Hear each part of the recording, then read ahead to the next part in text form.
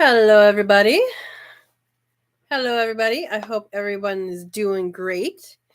So I'm Katrina, and this is Sow and Tare live. And our live chats we do every Monday at 6 p.m. Pacific time.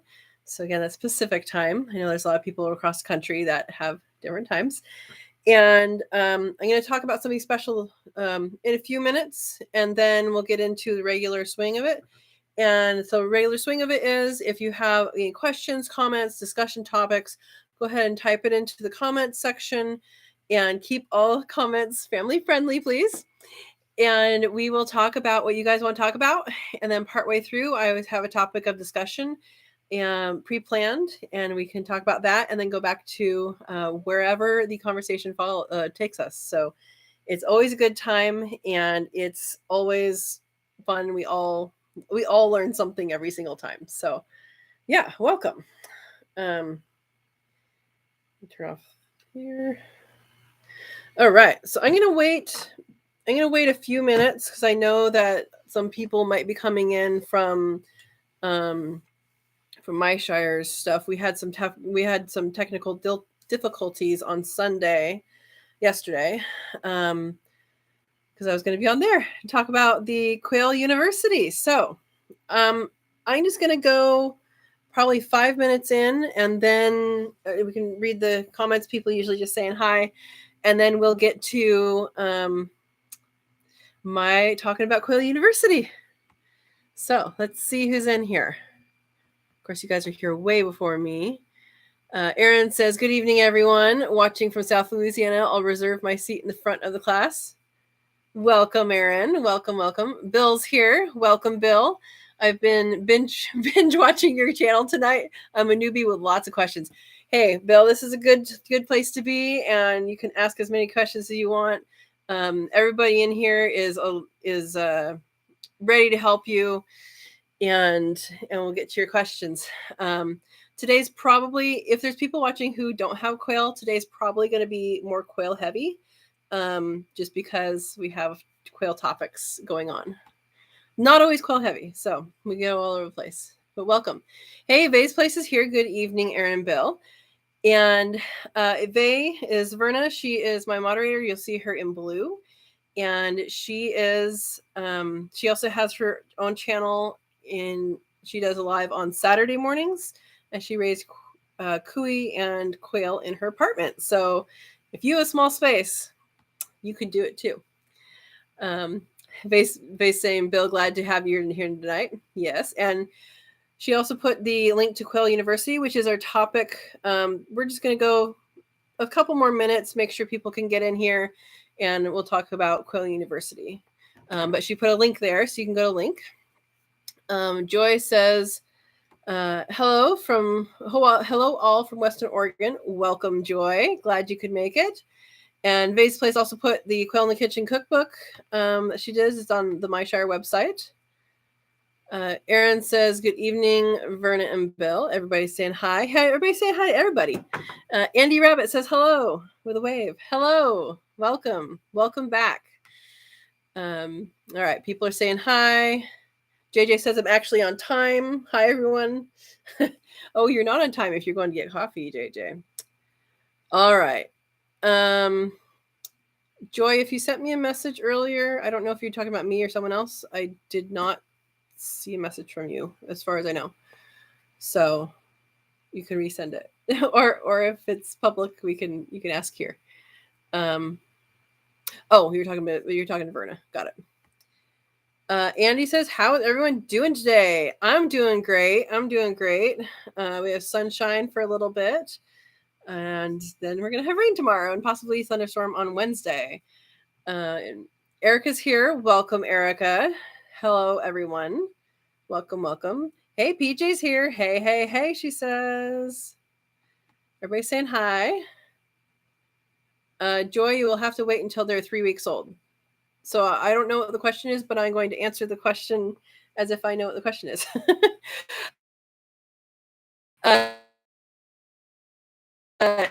Yeah, so young quail, they're 3 weeks old. They can go outside unless it's really cold. Then you wait till 4 weeks. So I don't know if that was a question or not that you guys were talking about. Bill says it's bedtime here in the East. I will hang for a while. Awesome. All right, let's give it one more minute and then we'll talk about Quail University. See if more people are trickling in. Hey, Andy Rabbit says my chicks have been hatching. Awesome. Awesome. Awesome. All right. Everybody's laughing. Hey. Hi. Let's see. Everybody saying hi and congratulating Andy Rabbit on her hatch. All right. Let's get into Quail University. So Quail University, as probably many of you know, is something that was put together by Zach with My Shire Farm, Linda Eastonwaller with Hatching a Home, and Jasmine Bass with Time and Timber, spelled Thyme and Timber, and they put together this wonderful, wonderful course. And I was the first person to. They asked me to go through it and take the course and give feedback and all of that. And guys, it is wonderful. So one question that people would bring up is, well, can't I just look on YouTube and find information? Yeah, you could. It's going to take you a long time to find out video you saw, and that was in minute 10 minute of the 30-minute video, or something like that. So what I really appreciated is that it's all there. Like you go in there and you open it up and there's a table of contents. You know what you're going to learn.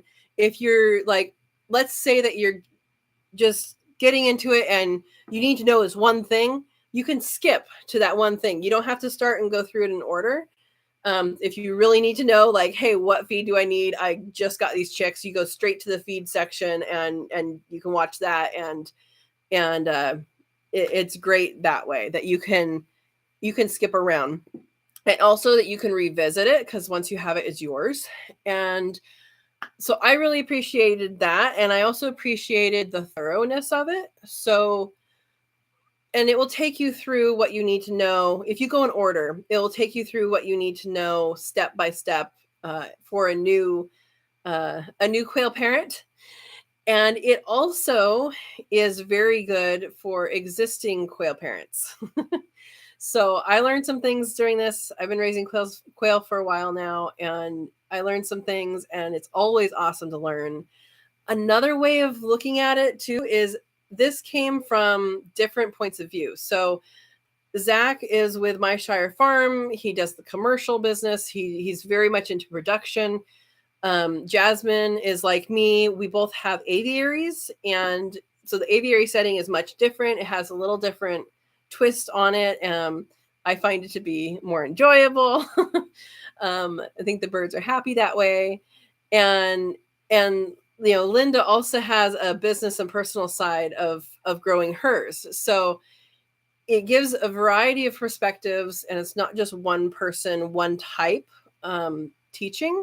So I thought that was really, really interesting and really good to share.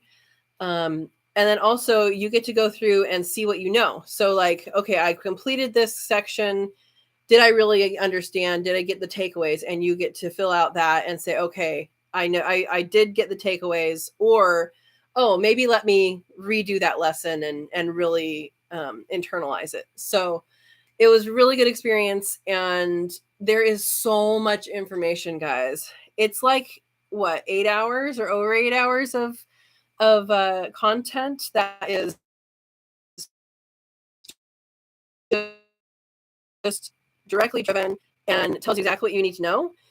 And then also the Linda has put together several worksheets. So like how much food you need to get to support this many birds.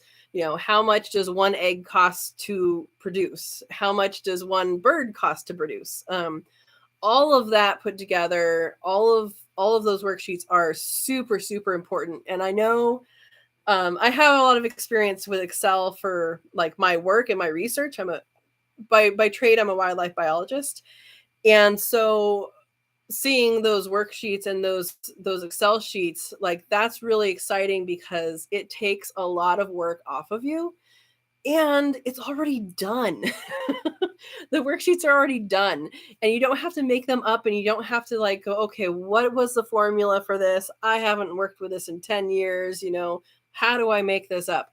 It's already there for you and you just type in the information that you have, the information that you have specific to your birds, and it comes up with your answers. So I just think it's great and I recommend it to everyone to take it.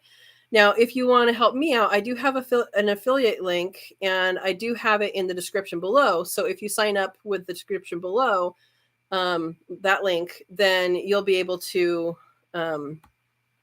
do that and kick some back to me. So I guess I should probably type that in here. Anyway, so it was a really, really great experience and it was really, really thorough. And if you guys have watched my videos, I like thorough. I like to tell the whole story. I like to be told the whole story. And let me type this in here.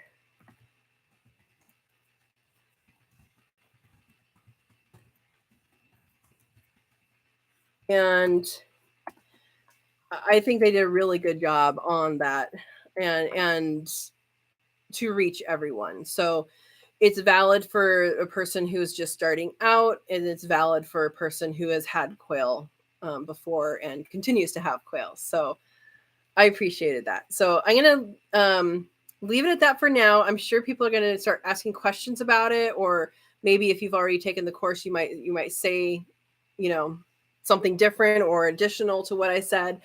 But honestly, it's what, Linda? It's $49, I believe. She'll type it in there. I see that she's on here. I think it's $49 and you have it forever. Like, something awesome that happened just recently, right? So this just came out and Linda's updating things. So when she gets comments about something and says, okay, this needs an update, or, oh, we need to add this section, or we'd really like to go further into this other topic here, when that gets added, an email gets sent to you. And it has what the addition is, and it has where to find it. So you just go back in, you go to that chapter, and you can look at the new sections.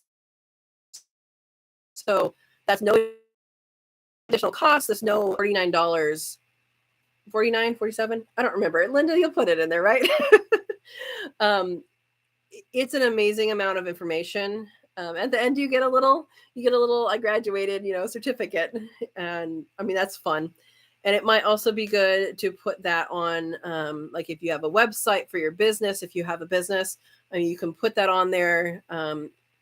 It's relatively unknown right now, but as it gets, more and more people, that might mean something. So it might mean something to someone that says, oh my gosh, you've gone through this course and you know what you're doing, or you've learned all the different things, instead of having someone who's like, okay, yeah, I've done quail forever and here you go. So I don't know if that, at what point that will become a significance, but I believe it will, because I think a lot of people will go through this and appreciate it really a lot. So yeah, I put my affiliate link. It says Katrina's link in the discussion, and so that would be nice to sign up, and it's a good course. So all right, let's get going. I'm gonna pick up where I left off on the comments. If you're new here, looks like some people came in. If you're new here, we're gonna go through comments and we're gonna have an additional topic of discussion, unless we totally get into this Quail University thing, which is great. About halfway through, so let's scroll back up and see what I missed you guys talking about. All right. Everybody's saying hi. All right. Everybody say hi still. Hey, Linda's here. Hello, everyone. Linda from Quail University here. I guess that's what I should have said. I'm going to say that sentence over. It didn't work. I guess that's how I should have introduced you, is from Quail University, not from Hatching at Home. Linda wears many hats. Today she's from Quail University. Everybody saying hi to Linda. Hey, Gidro's Urban Homestead is here. Hey, welcome. And glad to see you again. JJ saying to Linda. Everybody saying hi. Okay. You guys are just all saying hi to each other. Hopefully I don't skip somebody. Vay rocks. Yes, she does. Okay. Thank you, Verna. Rose Wilson from Warm Springs, Arkansas. How's everyone doing? Welcome, Rose. We're doing good here. Sunshine today. Not tomorrow, but sunshine today. Everybody saying hi. All right. James Wilson. Hi, James. Welcome. Question. Need to know the best website host and builder. I have not done this yet. I plan to do it, and I plan to use Wix. So other people who have already done, Wix is Wix. Other people who have done websites, go ahead and put it in the chat, and we will help James make a decision. All right. Hey, Yusuf's here. Welcome. Hello, everybody, he says. All right. Bill says, question about brooder plates. Bought Wright Farms 16-inch plate, has adjustable temp. Factory set, adjustable temp. Interesting. Factory set at 118 at 2 inches high for chicks. My thermostat only, or thermometer, was only 90 on the floor. So for the heat plates, they don't need to have, you're not measuring the heat on the floor. The way a brooder plate or heat plate, the way that works is it acts like mom. So if you think about, like, let's think about a chicken that actually hatches out her own eggs and, has been sitting on that, keeping them warm, incubating them. And then when they hatch, the babies still go under her for heat. That's what it's supposed to be emulating. So when you have a heat plate, their bodies should be able to press up against it. So they should be able to press up against it. I start about, I guess it's a little more than an inch when they're little, when they're like first day. That's when I start. And they're able to just hunch up and push their backs up against the heat. That's what they would be doing with a mom. But you're the mom. So if you're concerned if it's too hot or too cold, something you can do is you can set up a heat plate like this. So they have a choice. They can get where it's warm and they can put their back up against it, or they can get where it's just a little bit of heat and they can have a little bit cooler temperature. And so you put two legs, at the height, about that big. And then the upper ones, maybe you have it, a half inch higher or an inch higher, and depending on the size of the plate, which you said 16, so probably just a half inch higher. And that way they can decide where to go. And for heat plates, there's, I don't know how big your brooder is, if you're using a tote brooder or a larger brooder, but the tote brooders are, they should be fine. They should find it fine.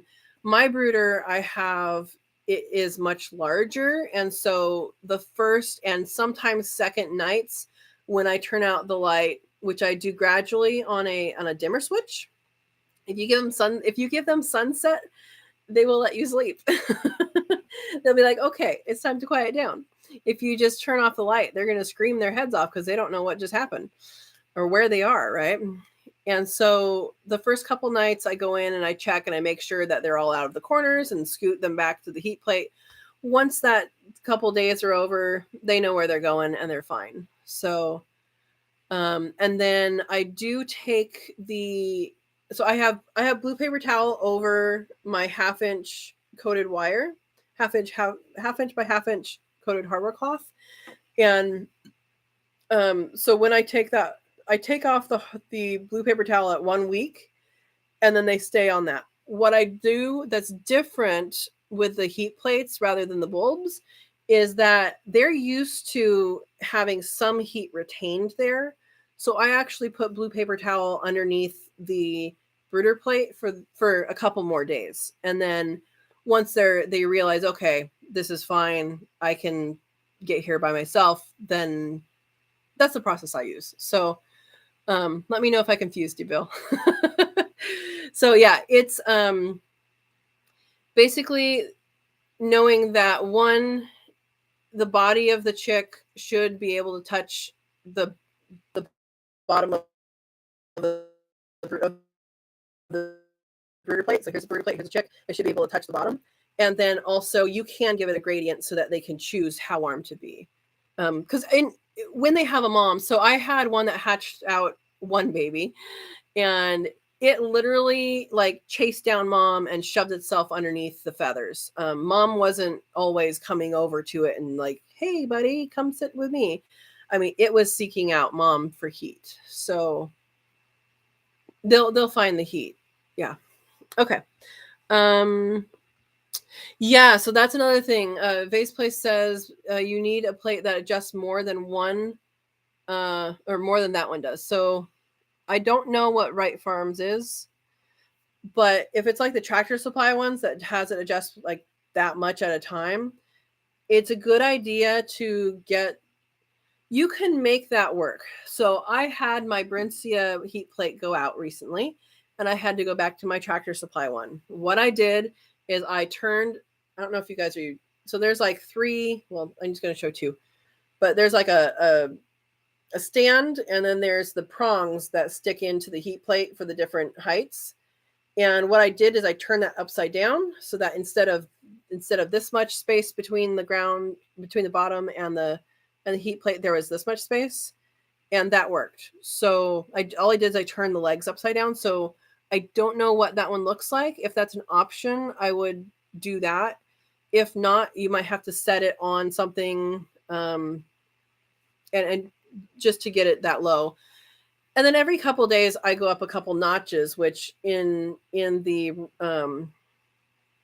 I can't think of the other name, the other one I have. Rural. Anyway, in the another one, it's I go up like that much every day or every couple days, and it's really good. So I hope that answers it. Sorry, I was kind of rambling there. Yusuf says, I scored such a deal on Facebook, 2 big chicken coops, 4x8 each for $200 on Facebook. They have nice big openable windows, just like I dreamed. The lady bought a house that came with coops. Awesome. That's a great score. That's a great score. And you have all those babies to put them in too. That's awesome. All right. Everybody saying hi. Hello, hello.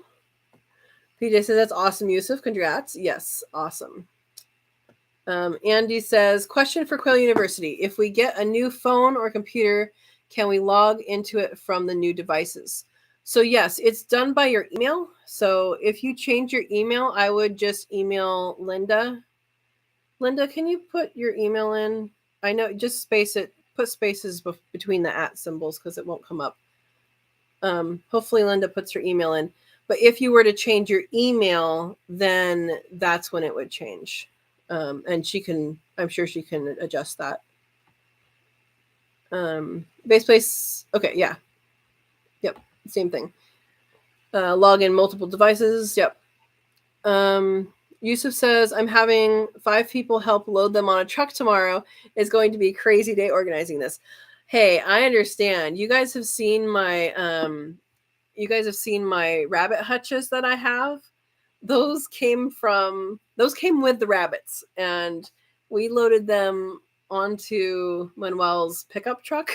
We turned them upside down. They weren't as tall. The lady had them on teeny tiny legs for some reason, but they're huge. And yeah, we turned them upside down and put them on his pickup truck, and like he had a roof rack thing for his tools and carpet and stuff. He's a flooring installer, and like we had to like go like this to get under and then back up. It was very, very awkward. So there you go. Good luck, Yusuf. Andy Rabbit says, my son seems to get me a new phone almost every 6 months to a year. I only get new phones if mine breaks. I think I'm on my fourth phone, cell phone, third smartphone, I think, or something like that. I don't remember. Yeah, I'm a use it until it's done person. Everybody's saying good luck to Yusuf. Yes. And then I put the link for my affiliate link. Hey, Steve, S.O. Swanson. Guess who's here? That's right, it's me. Welcome, Steve. We have 2 more days of winter, maybe. Steve has been blaming me for all his storms in Mississippi. I'm in California. We have rainy day planned for tomorrow and a rainy day, possibly thunder day, for Wednesday, which is not the normal here. When I was growing up, I grew up in the high desert in Oregon, and I miss thunderstorms so much. We had thunderstorms. You could feel it in the morning. There was going to thunderstorm in the afternoon. Yeah, that doesn't happen where I am now. Yep, $49, Steve is saying. Awesome. Look who showed up late, Aaron. Yusuf is asking, when is Quail University Advanced coming? So I know Zach was talking about next year having a different level. They took all year to make this thing. Like, you guys, when you sign up for it, there's going to be so much, like, you're going to be amazed at the amount of information and how organized it is and all of that. So it takes a long time to do that. And I know Linda was instrumental in putting all that together in a way that makes sense, in an order that makes sense. And she's still working on stuff. So I think that give them a break. Let them plan for QuailCon. Come on. Good question, Yusuf. PJs says, I'm excited to start Quail University. I just have to find the time. So that's the other thing about it, is that it comes, so there's, I don't know, 80 different lessons, something like that, 70 something or 80 something lessons, which might change over time, right? You might get more, you will get more content. I mean, I already have. And you can do it in bite-sized pieces. So some of the lessons are a minute long, some of them are 15 minutes long, anywhere in between. And so you can just go at your own pace, and it is self-led. So it's not like you have a teacher going, come on, we're going to the next chapter. You are your own pacemaker, which is nice. You can take your time to go through it. You can go through it all at once. Super, super fast if you want. I recommend that maybe if you do that, go back and do it again, because there's a lot of information, especially if you're new. If you're not new to quail, maybe that works for you. But if you're new to quail and you want to just get all that information, I suggest you go back and do it again, because there's a lot of information that you might miss if you go do it quickly, if you don't know the basics. If you know the basics, then I think you're okay doing that. But you can do it in bite-sized pieces, and yeah, it's awesome. So do it, PJ. Yeah, so Base Place says $49 pays for life. Yeah. Steve's agreeing with me, probably next year, Yusuf. Linda's confirmation, $49. Awesome. That's so cheap. Guys, like, I've been taking some workshops of non-quail related things, and they have some free versions and then they have some paid versions and stuff. And workshops generally, like, of this amount of information, generally cost like hundreds of dollars. And Zach is always really, really good about wanting everybody to be able to get the information they need and to be self-sufficient and get the information that they need for what they're doing, and to do it in an affordable way so that everybody can get it. And I think that this is totally within within that wheelhouse of keeping things affordable. So yeah, definitely. JJ says, is asking Linda, is there any way to download everything? There are resources that you can download, but Linda will have to answer the rest of that. Aaron says the information is worth the money. Yep. So Steve says, I went into the course expecting to be bored, as I'm such an expert. Haha. I felt pulled in and educated and felt fully prepared to be a quailer. Yep. That's exactly it. Everybody's saying hi. Linda is responding to JJ, says, yes, you can download all the course resources. However, the videos can't be downloaded. And I suspect that's for the reason of it's a course that is a paid for course. Not that they don't trust you, JJ, but some people might try and duplicate. So yeah. And you guys jumped, so I gotta go back up. And let's see. My goodness, I gotta go further. Oh, I went too far. Hang on, guys. I'm jumping around.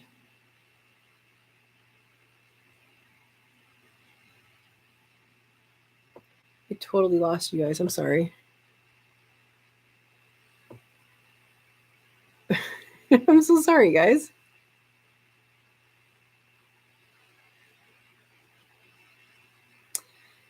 Oh my gosh.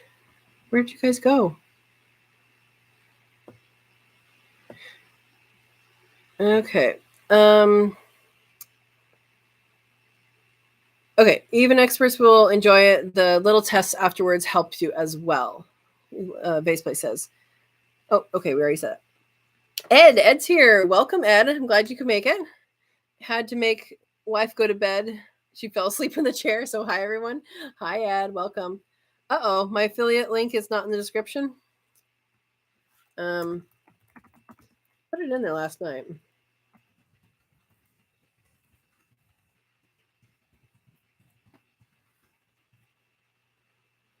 All right, so there it is again, in case anybody missed it. I'll put it in after the fact. Thank you, Verna.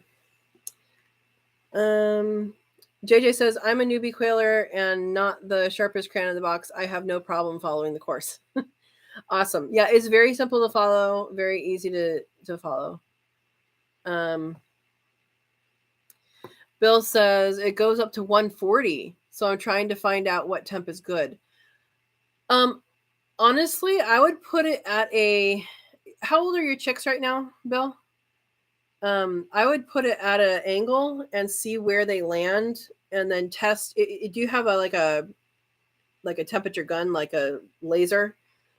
If you're gonna measure it, measure the bottom of the heat plate, and just put it at an angle and see where they end up going. You don't want it to be too hot. I don't know what too hot would be, but you don't want them to be too hot because then they can start losing feathers if they're too hot. Yeah. And I don't know what mine are. I know the Brencia lost temperature and I was not happy with that. And yeah, there you go. Base place is recommended 98 to start with. Put it down a few degrees each week. So he has a brooder plate. Have you measured the underside of your brooder plate, Verna? Because he's actually talking about the underside, not the whole temperature. Because I know the birds are more than 98 degrees or more than that. The birds themselves. Yeah. Everybody saying hi. Hey, Kelly's here. Feather Connection Homestead. Hi. I pronounced all the I's for you. I made it. I used Wix and love it. That's why I'm planning. Linda also used Wix. We're talking about the website question. I don't remember who asked that, but so far Wix is the answer. PJ's saying hi to Kelly. All right. Kelly says, haven't been called that in a minute. Tickle trunk. Yep. Yeah, JJ says I put mine on a slant and it worked great that way. We're talking about brooder plates. Yeah, that way they get to choose what they want, and if something's too hot, they don't have to suffer it, and if something's too cold, they can go warmer. Yeah. JJ says, my quail finally learned how to use water cup. Yay! Firstborn figured it out, then went cup to cup, filling them with water. Another saw and did a ninja dive head first into the cup the first few tries. Aw. So did the video I send you help? Or was it just that they were slow? Or maybe they weren't old enough, like you said. Yeah. PJ says, I put Waze color bulb in my brooder and it rises and sets like the sun. It's cool. Awesome. I have a drift light, DRIFT. I think it's just like drifting, like drift to sleep. And it does the same thing. I'm sure there's other ones. It's definitely helpful, isn't it, BJ, to have sunset in your brooder, because then they don't get angry at you when you turn off the light. Yusuf says, heat plates is what I use forever now. I can sleep without being scared of the whole house burning down. Yep.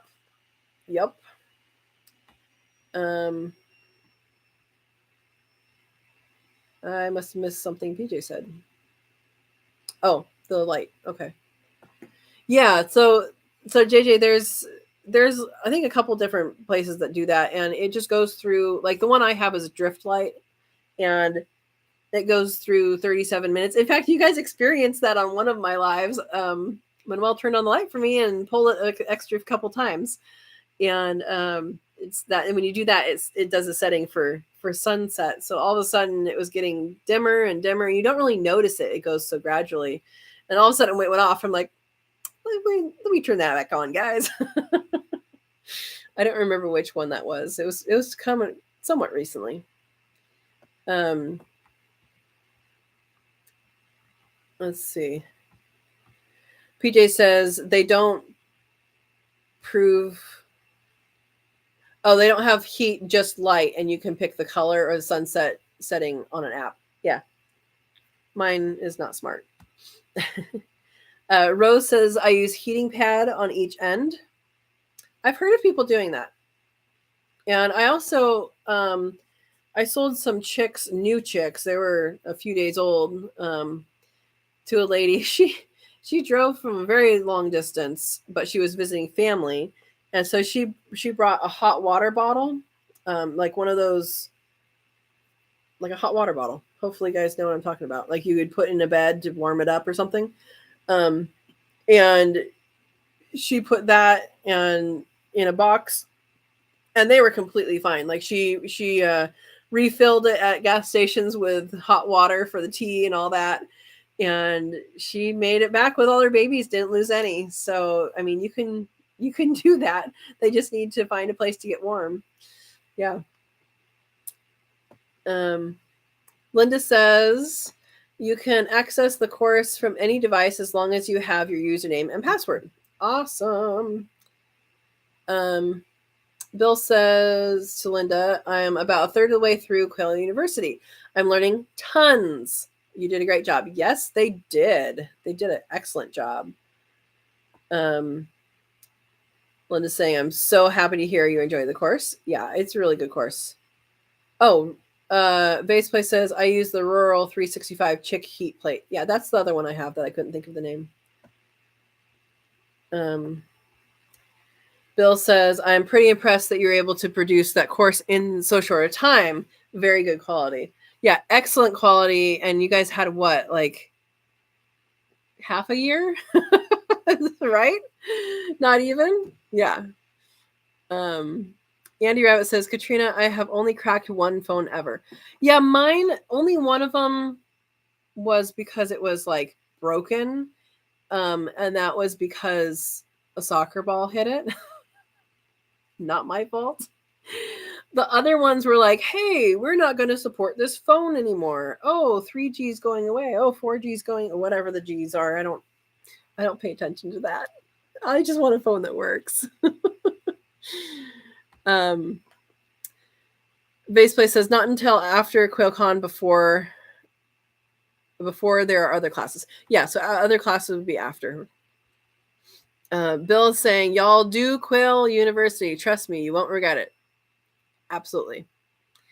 Linda says, or is laughing at Bill.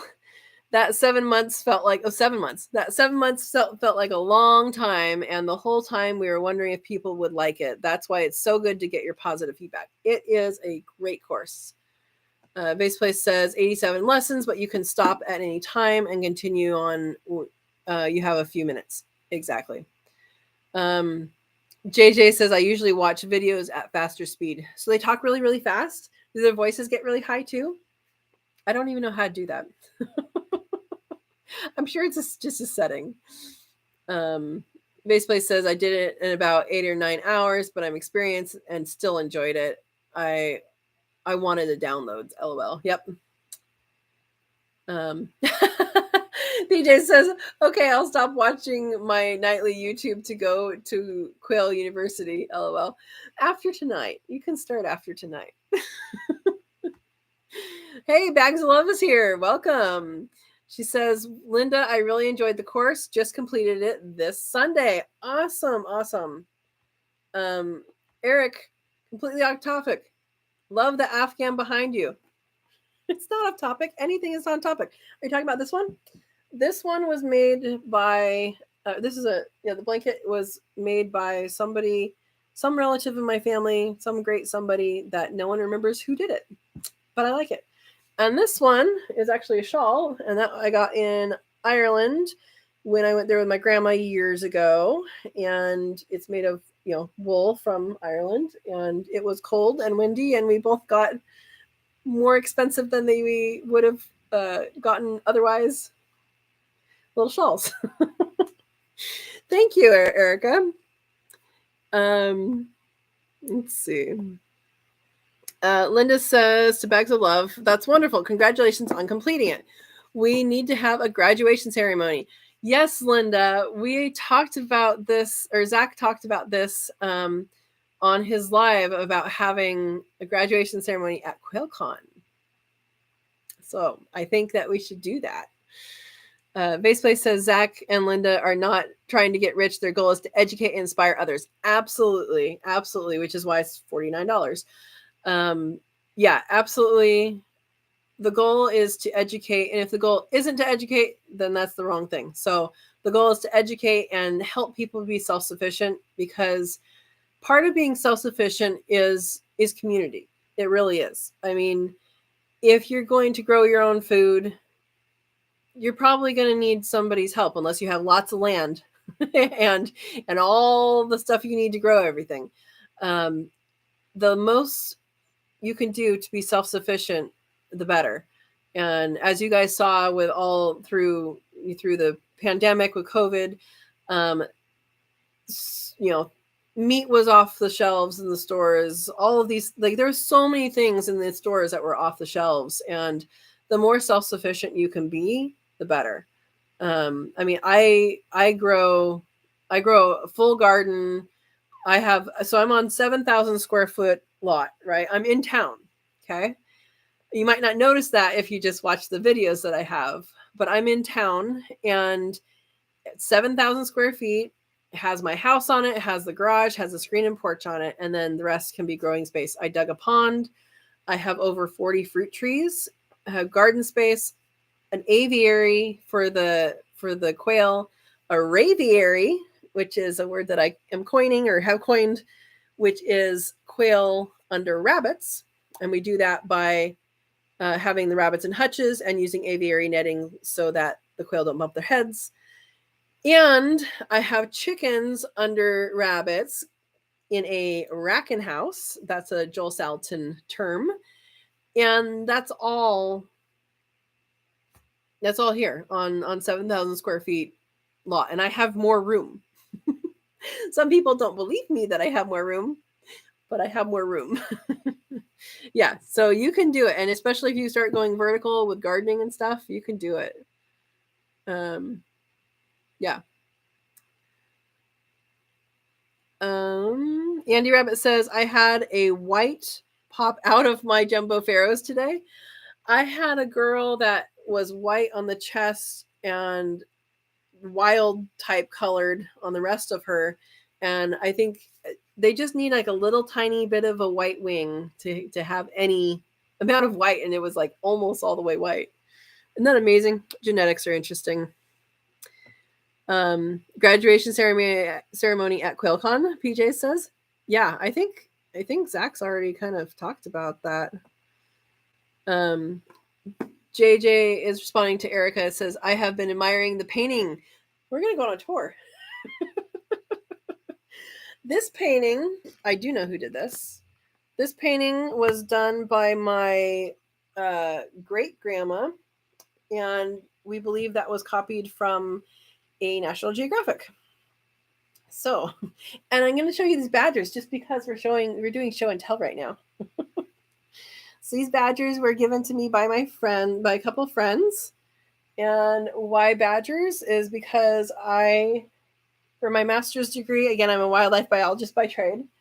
For my master's degree, I studied badgers and identified and characterized suitable reproductive habitat in Central California grasslands. So there's my sciencey thing. Thank you. Bill says so or SO. Oh, so. So who's going to dress up in a Quail University mascot outfit? Bill, I think you just volunteered. I don't know. PJs is saying I pick Steve as mascot. I think Steve would do a good job at that. I think so. Base play says mine drops down to exactly ground level if you desire. I usually have it at 1 inch. Yeah, so we're talking about the plates. Yeah, the heat plates, the brooding plates. Yep. JJ's laughing. Ed says, Bill, if I could easily get around like I used to, I would do it. I believe you, Ed. You know, we had the garlic festival. So I'm in Gilroy, California, and we haven't had the garlic festival since the shooting, but we used to have, I think it was Garlic King or Mr. Garlic or something like that. And it was always this older guy in like this garlic bulb costume. It looked like a dress kind of a thing. And he had like a crown with garlics, and it was very silly, but he would walk around and say hi to people and stuff. Yeah. All right. Base Place put a link to something. Oh, Brooder plate link. That is hard to say. JJ says, yes, Sow and Tare, your video helped me big time. I put 1 cup on a slant like your quail did, and they can only bump their head when drinking. That is how the first one learned. Yeah, so JJ's talking about, JJ asked me in a video, they were having trouble with the quail and trying to teach them how to use the poultry cups. So I sent that, I responded, and with the link to my video. What was the video called? Training quail to water, I think is what it's called. And that was a big help. That's good. I'm glad that helped. Steve says, my light is attached to Amazon Alexa, and it has a sun up, sun down routine that I use. Awesome.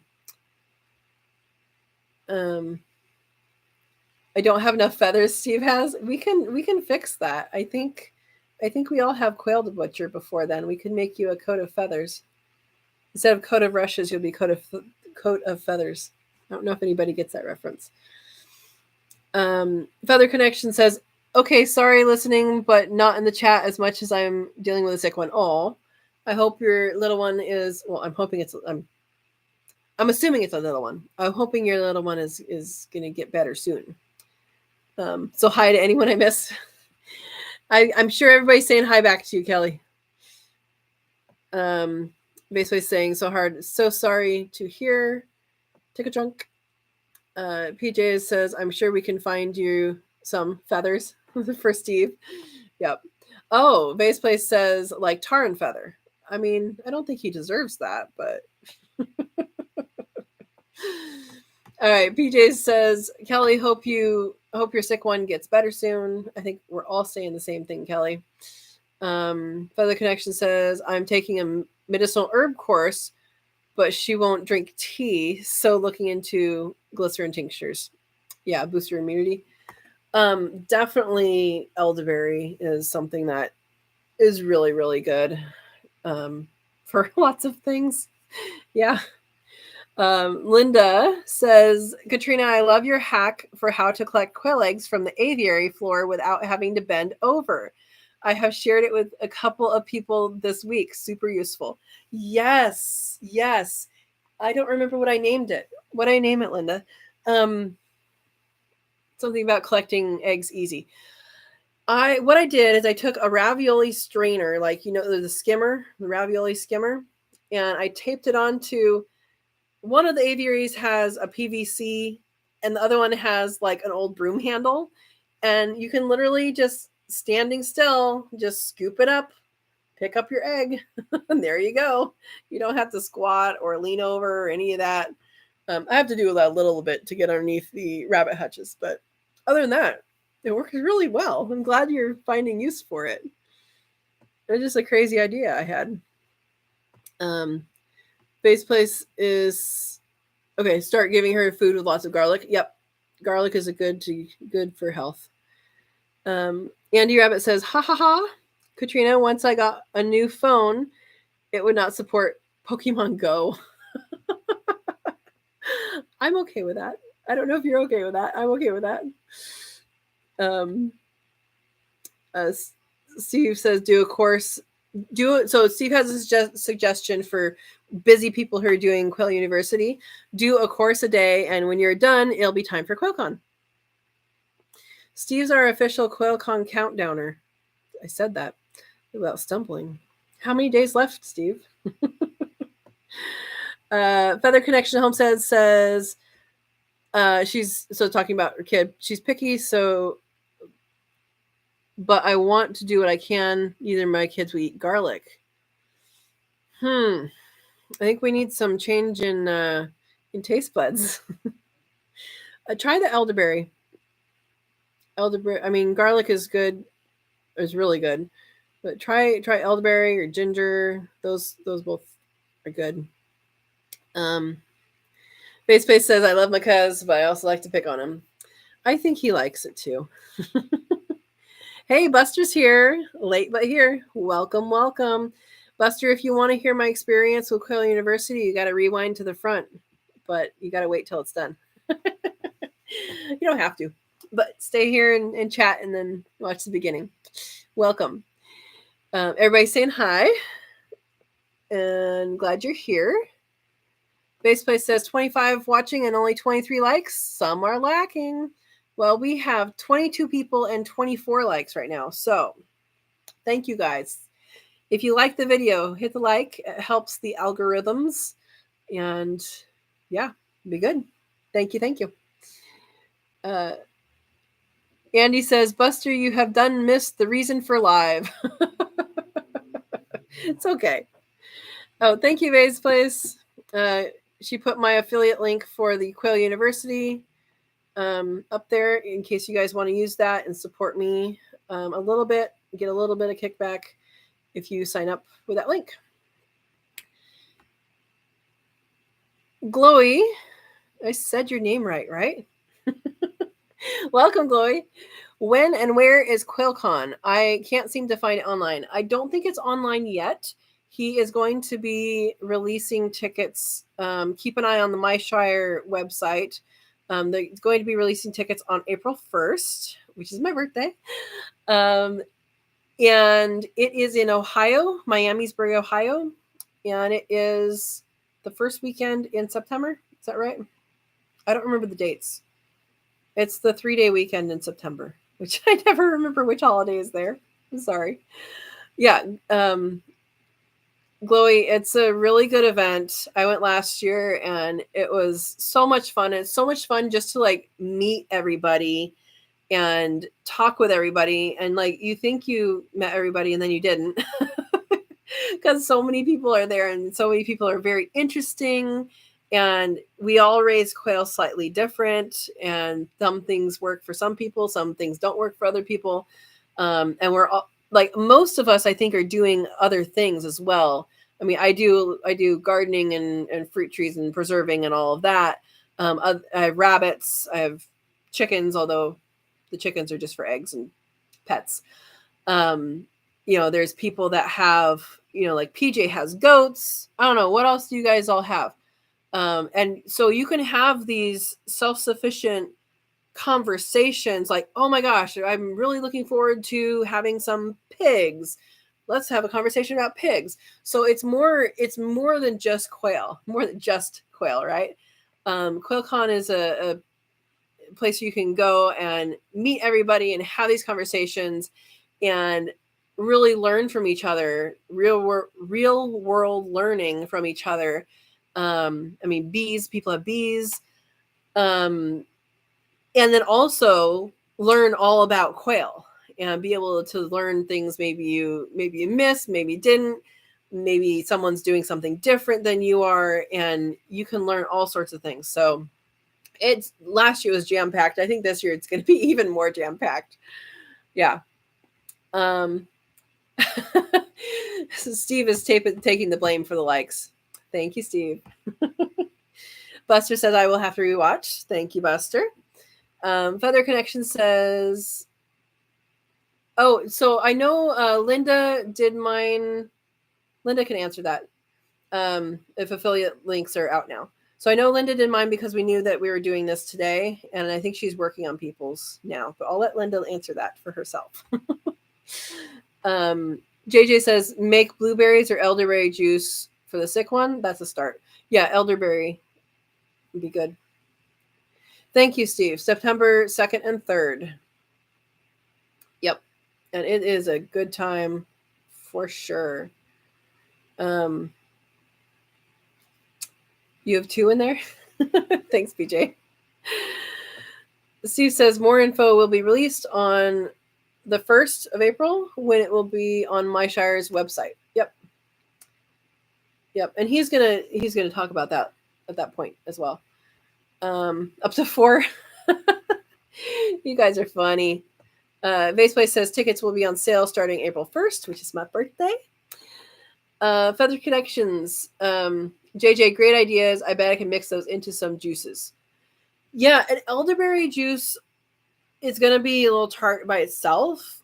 I mean, people add sugar, people have honey, all of that. But you could even make an elderberry pie, which I don't have a video on, but I've done. And if I collect elderberries this summer, I will make a video on. But elderberry pie is wonderful, and it has a lot of sugar in it. But if they'll eat a berry pie, you can. I mean, pie is great, right?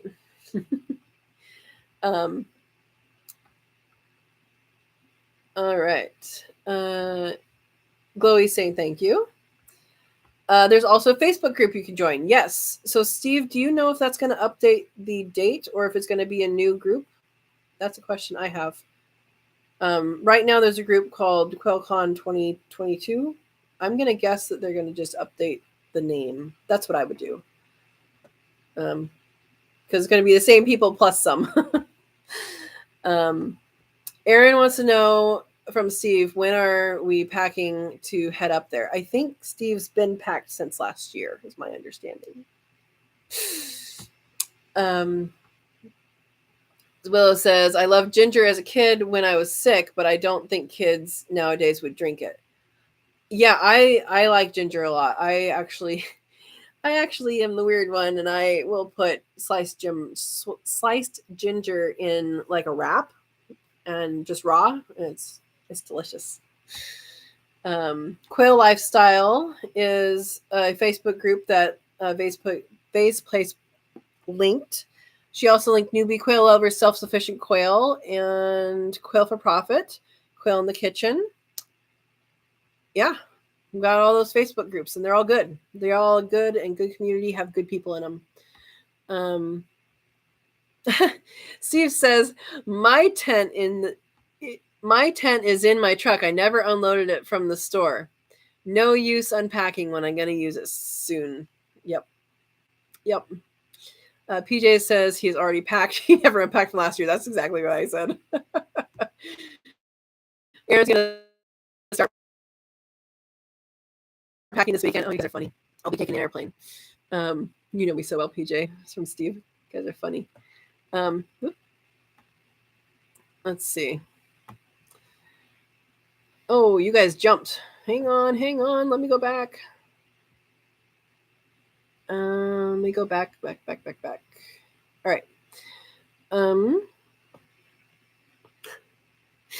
JJ says, is Katrina going to tar and feather Steve? No, I was simply saying that if you skin the quail, we can sew him a little jacket. We can sew him a little costume. No.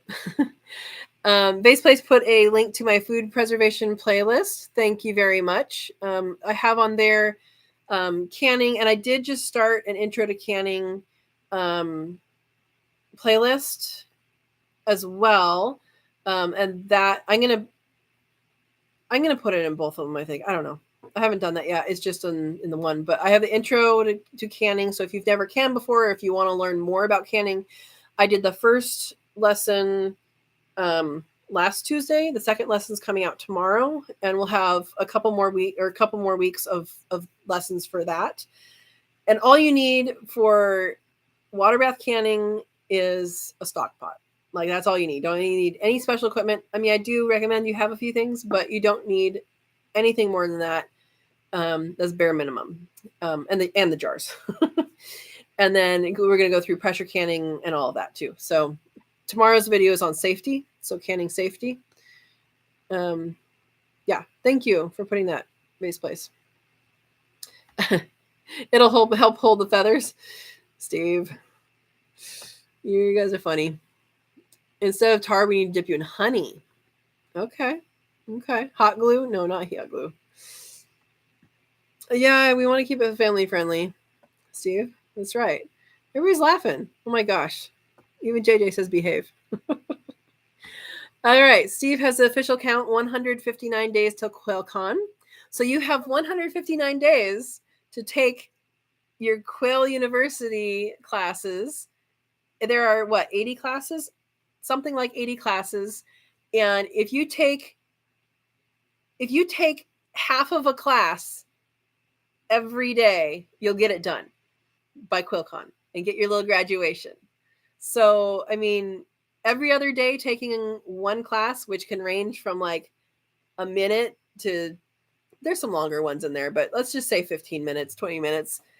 That's pretty good. You can get it done. And Vase Place is agreeing.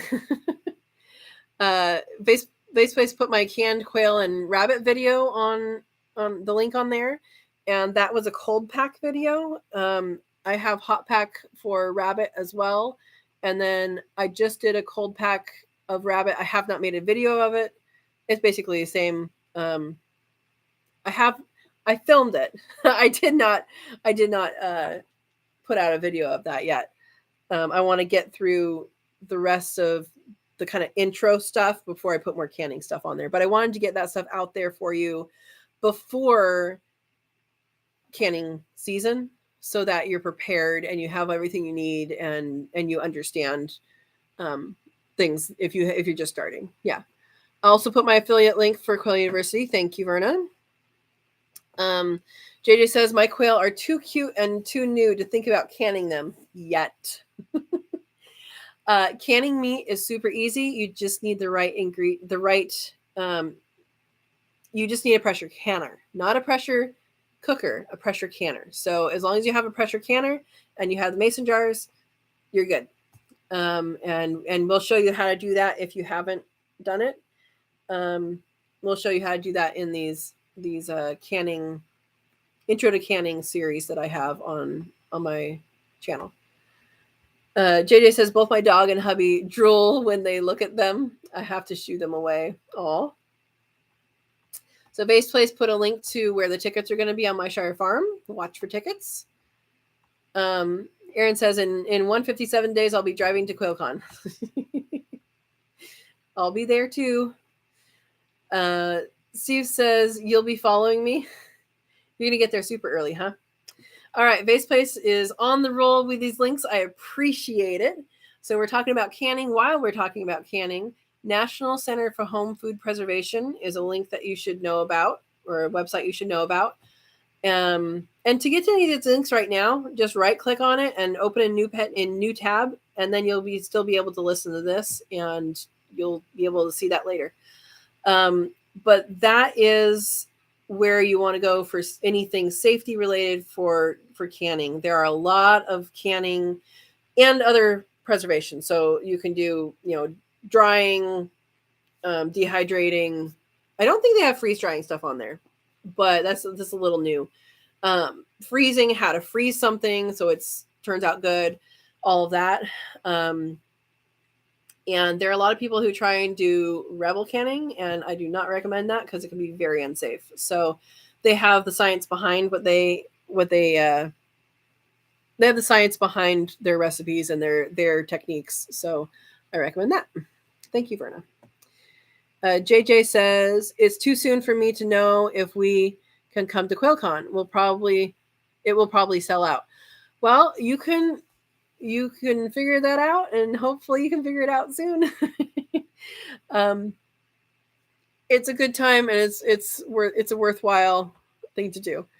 Baseplay says at QuailCon you will learn about quail, but there's so much more as well. My shire have many animals as well. Yes, and last year they had free range pigs, which were not supposed to be out, but they were. They were cute. Aaron says, I can't wait to see you, Verna. You don't want to see any of us, just Verna. PJ's, okay, so I had asked you guys what all animals you have and what all you have. So PJ says, I have quail, kuni pigs, mini zebu cattle, goats, turkeys, ducks, geese, chicken, and guinea fowl. So if you want to go to a petting zoo, go to PJ's. That is awesome. That is awesome you have so many. I'm sure you don't have ticks with those guinea fowl. Yeah, I've looked into that not for here, but for future times if I have a bigger place with, land. Yeah. JJ says, I'd just like to meet everyone and have my hubby see a professional setup. Yeah, so last year when we went there, and Zach is going to have barn tours. He had barn tours last year, and it's really, really amazing how much he does in quite a small space. That's what I was amazed at, is it's all quite a small space that his operation is in. And he's doing stuff. He's busy all the time. And he's doing it in a fairly small space, which is cool. And Andy Rabbit says, I planted an elderberry bush last year. Awesome. What kind did you plant? Do you know? I took a free elderberry workshop several months ago, and apparently they're doing some research as to like those ones that grow at different latitudes. Or this is latitude, right? North, south. And they're looking at ones that grow in the north and ones that grow in the south, and they're planting them opposite to see if they still do well, or if there is actually a preferred, hey, here's a northern tree, here's a southern tree. And they're doing some experimenting right now, which is pretty interesting to me. And I also did not know the differences between, I did not know that how significant the differences are between our native ones and the ones in Europe. And there are some big differences. Yeah. And the ones that you buy, if you're buying stuff over the counter, you're typically buying the European one. Aaron says, Andy, I have elderberry growing along my back fence. It's on the other side of the fence, but we still harvest it. I have no need to grow elderberry where I am because it's native here, and it grows in places that you can get to. So there you go. Vaseplay says, don't you have to remove the seeds to eat elderberries? So that's where the European kind and the US kind, or the Americas kind is different. So if it's a red elderberry, you should not eat it. If it is a blue elderberry or black elderberry, then they're good. There's different, is it cyanide? I think it's cyanide that is in the seeds.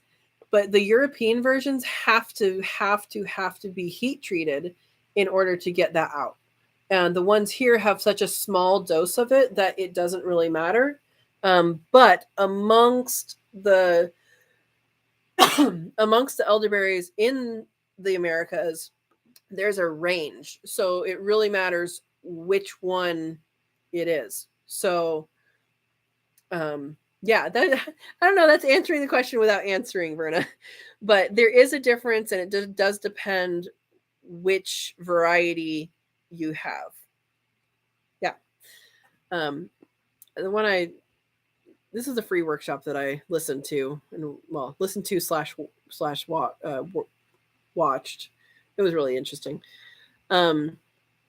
I have been interested in elderberry ever since I took a Plant Communities of California class, and I learned about elderberry, and I'm like, I always want to know what I could eat.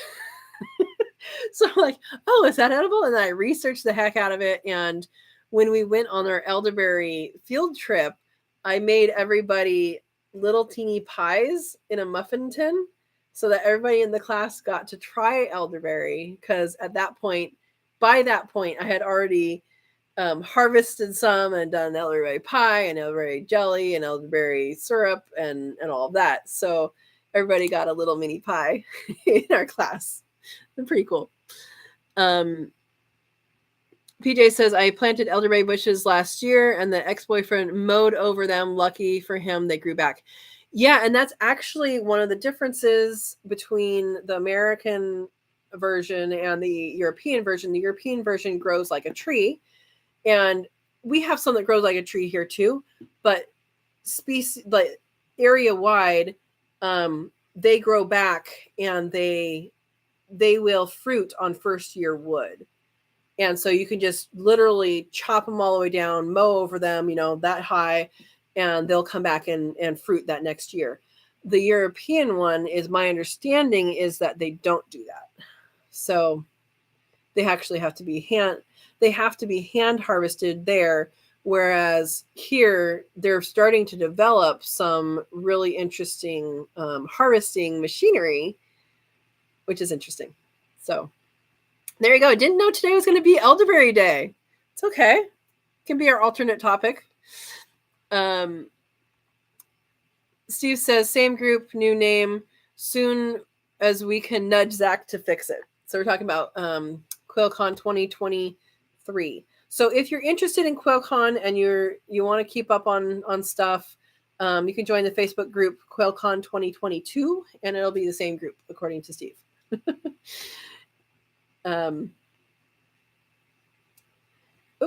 You guys jumped again. Where'd you go? Okay, I went too far. So Linda says, future Quail University affiliates, I'm working hard to get the landing page of the Quail 101 course looking good so that when you send people to the site, they will actually want to buy the course. Thank you, Linda. She says, I will be adding some free preview lessons to help people get an idea of what the course is like. That is awesome. That's awesome. Steve says, will that be on the homepage? That's a great idea, as usual. I'm sure she's answered somewhere down there. Andy Rabbit says, I put a hardware cloth fence around my elderberry bush to keep my hubby from mowing over it and the mail lady from walking on it. There you go. All right. Verna put the QuailCon Facebook group link there. JJ says, my neighbor or cousin chopped down my elderberry bush so they could watch my property. While in Ohio. Then they got sick. LOL. I told them they shouldn't have cut down my elderberry. It's a lifesaver. So just deserves. Is that what you're saying? Ed says, I make a list and then pack the day before an event. I'm very similar to you, Ed, in that I know what I'm taking, but I just put it together, Andy's laughing at JJ. That's funny. That's how karma works, Steve says. PJ says, Ed, half your stuff is already there. Yeah, including the tent, right? The tent that you donated. Andy says, anything special we need to pack for QuailCon? Not quail. No birds or eggs. Other than that, I don't know. We'll have to wait for Zach to tell us. You have to pack rabbits for Andy Rabbit. JJ says, yep, it is funny and they are fine. I cooked them some homemade nutrient-packed soup when I got back. They lived. I noticed you're not saying what the nutrient was. Yeah, rain gear. So PJ says rain gear. Yeah, last year it rained, and I think it was kind of a surprise rain. So rain gear is a good thing to just bring with you. Good point, PJ. Rita says you have to pack the Havanas, then you'll have a little more room to take home eggs and such. There you go. Aaron says, Ed, you just have to show up and let me know what hotel you're booking so I can book the same one. Last time I went, I was a little further away. I don't know what I'm going to do this time. I haven't even looked at it yet. All right, you guys are talking. Don't forget to save a room for Dawn. JJ saying Quail University is fun to do. It's not like real school, even though you're learning tons. Yeah, that is true. Ed says, PJ, I gave that tent to Zach and I gave him a second one. It was very helpful last year, Ed. Yeah. Base Place has noisy cooey tonight. Steve, you're hatching during the live? I thought you were already here. I hope they're hatching well. PJ says, Steve, it's about time you came out of the shell. That's exactly what I was thinking. Oh my gosh. Ed says, I better get crafting so I have stuff for QuailCon. So those that don't know, this is a necklace. It goes down here. But this is a necklace that Ed made. And it is like not all that breakable, although I've heard kids can. And he makes these. So are you selling these again at QuailCon, Ed? I thought I'd wear it for my quail stuff.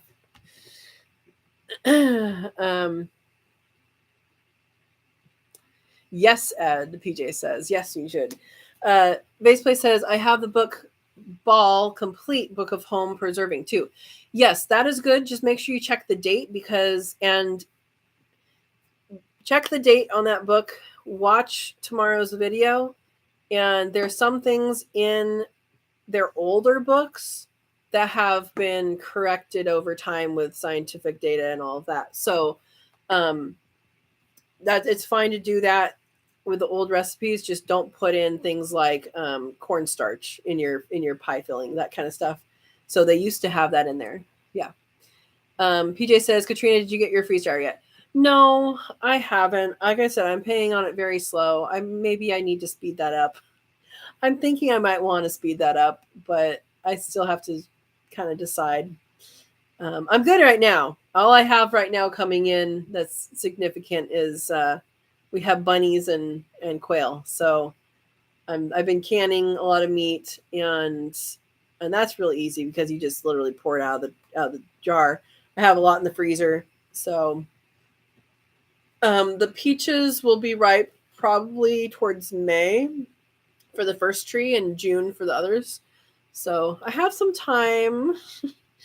I also was trying to, and I have not reached out to people again because I wasn't getting anywhere. And I was also trying to reach out to people to see what the rules are for selling things like powdered eggs and powdered raw eggs and stuff, because we have laws about eggs and about poultry that other places don't, because it's California.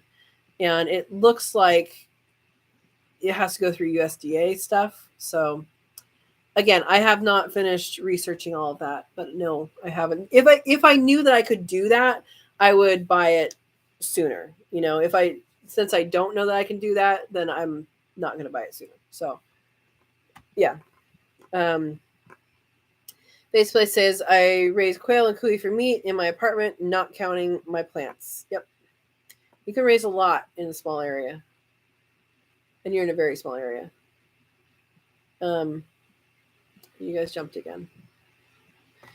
PJ says guinea fowl I just hatched last year, and over this winter I found ticks out in my backyard. Those suckers better get busy now. Now that snow is gone. Yes, I've heard they're really really good, and they eat like I don't know hundreds and thousands of ticks a day or something. I don't even want to know that there's hundreds and thousands of ticks out there. Yeah. Um, let us know how that goes. Report back, please, because I am curious. Because I always hear about it, but then I don't know anybody that has them. Andy Rabbit says it's an American elderberry. Awesome. And JJ says American elderberry is safer than European elderberry. Yep. Verna says, yep, I was told that you have to remove the seeds as the seeds can kill you. Yeah, you don't have to remove the seeds, but they have to be heat treated, is my understanding. And I'm not an expert. So if you are doing that, there you go. Red elderberry is something that should be avoided wherever you are. Yeah. And the berries, okay, so I understand now that it's not true everywhere, but it's true where I am. So if you're in California and you come across the elderberry, the berries are unripe if they're like this, and then if they have fallen down, that's when they're ripe. Regardless, if you go like this on the, like, here's the umbel. If you go like this on the umbel and the berries fall off, it's ripe. I would assume it's the same if it's up. But I just learned that not all of them flop like that. I did not know that until recently. PJ says, growing up, we used to pick handfuls of elderberries to eat. Too good. Yeah. And the other thing about elderberry is when people have elderberry farms, they're typically the same type or the same several types, because literally all you have to do is cut it and stick it in the ground and you get a tree. And so they're very easy to propagate, like a whole field of. But if they're in the wild, each and every one is going to taste differently. And there are some that taste bad. So if you're going to wild forage any elderberries, taste them before you, and their taste before they're cooked is much different. But if you just taste it and compare a couple different trees, you'll be able to see what I'm talking about. Yeah. Yeah. Erica says, I'm hoping to plant some this year. Some elderberry. Yeah. Like I said, here I don't have to plant it because it's out there in the wild, but it's a really good thing. So research the different types for your area. I don't know where you are, Erica, but research the different types for your area and see what people are growing or what things are suggested. And there's certain types that do commercially well. So like there's some that the ones here tend to berry mostly all at once. They might have a couple flushes, but the European version, it berries here and there throughout the season. And I think there are some varieties of the American one that do that as well. But just kind of some things to think about when you're planting is if you want a glut or if you want to browse. And for elderberries, I would think you probably want either a glut or like a early harvest and a late harvest or something like that. But doing it, throughout the summer might get a little old, is my opinion, for what it's worth. So Ed says cyanide in apple seeds, cherry pits, peach pits, and apricot pits. Yep. And that is actually holly leaf cherry is a native plant here. And you rub the leaf and you can smell it, and it smells like almond. So cyanide, it smells like almond, and that's what it is. That's what I learned in class, at least. JJ says, if I'm stuck with European elderberry supplements, I break open the tablets and add extremely hot water and drink like a tea. Okay. I think if they're already in this country and in, operating and, all that, I think they've probably already been heat treated. But hey, if you want to heat treat it again, go ahead. Yeah. Erica says, we are rescuing an abandoned farm, so I have a lot of rebuilding and planting to do. That is so awesome. That is so awesome. I want to do that. I want land, guys. Verna says, it is the black elder that contains cyanide-inducing glycoside. Glycoside? It could be. We have the. They keep changing the name on it. The blue, I think, is what it's called now. Blue elderberry over here. Hey, Diana, Tuttle Tot Farms here. Welcome. I have been here just listening. Just put 45 in Nurture Right 360. Awesome. If you were not here at the very beginning, I did go over my experience with Quail University. And so if you'd like to hear that, you can go back to the beginning and listen to that. If you already heard it, then you already heard it. But welcome and good luck on your hatch. Base Place says, need many more earrings, Ed. All right, Ed has his assignment. 2020. I don't know what you're talking about, Verna, but that's okay. Love chatting herbals with Base Place. Yeah, Verna knows a lot about herbs. She does. Everybody say hi to Diana. Oop, and then you guys jumped. Let's see if I can find you. My goodness, you guys are talking. Ed says, maybe if I get eggs, but I have a few other things up my sleeve. Awesome. We look forward to seeing that, Ed. Andy Rabbit says, I just had 2 more hatch out during your live stream. I think it's up to 54 now. Awesome. Congratulations. Oh, and Ed's getting witch bones from Verna. Awesome. Oh, Steve and Andy are hatch buddies. We're going to have a competition. You guys set the same number? JJ says, woohoo, Andy Rabbit, that is a ton of quail. It is. Base Place says, California and Alaska make everything illegal. I didn't know about Alaska. Yeah. I don't know.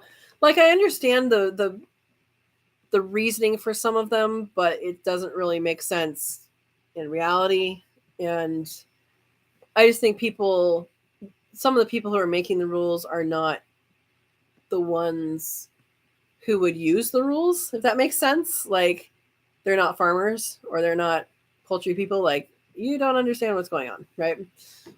Sometimes they are, but sometimes not. Steve says powdered eggs are typically a no-no for most states for cottage food laws. Yeah, cottage food laws, and even my understanding, the commercial license. But I haven't looked at that in a while, so yeah. Ed says, you have crazy laws about everything in California. I would even do business in California if all I had was a business. Yeah. JJ says, don't get me started on all the regulations and laws. This is supposed to be a family-friendly chat. Oh, so true, JJ. True.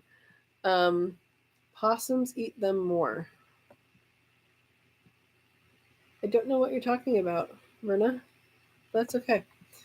Diana says, we have goats, ducks, chicken, quail, and cattle. We have a preschool come to our farm. I thought you were counting preschool as animals you have on your farm. I'm glad I kept reading, Diana. We had a preschool come out to our farm every year in May for a farm tour, except for 2020 and 2022 because of COVID. So finally, so glad, finally back to normal. Awesome. How many kids do you have out there at once? Ed, no. Andy says, JJ, I put 90 into lockdown and 5 was not 100%. So I'm just saying 90. Okay. So you said, but Ed, that's so hard to pronounce. You just don't know the language yet. Maybe you do. You just don't know how to write it. Yeah, Vase Place is saying, sweet Diana. Yeah, I think that's awesome. PJ says, I've had a raccoon problem recently getting my guineas when they were roosting up in the tree right outside my bedroom window. I've set traps. Well, good luck. Good luck. Yeah, the kind of consensus of the stuff that I've watched, again, not an expert, just telling you what I've watched, was that people start having the guineas in. I just realized I had tea, guys. This is going to be super, super dark tea. That people have the guineas and keep them in like a coop area for like the fall and the winter, and then in spring let them out, and then they come back and roost. But I don't know. That was just a few videos that I watched from different channels.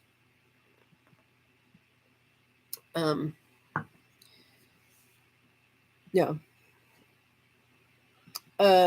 Steve only put 50 in lockdown. Well, Andy Rabbit wins.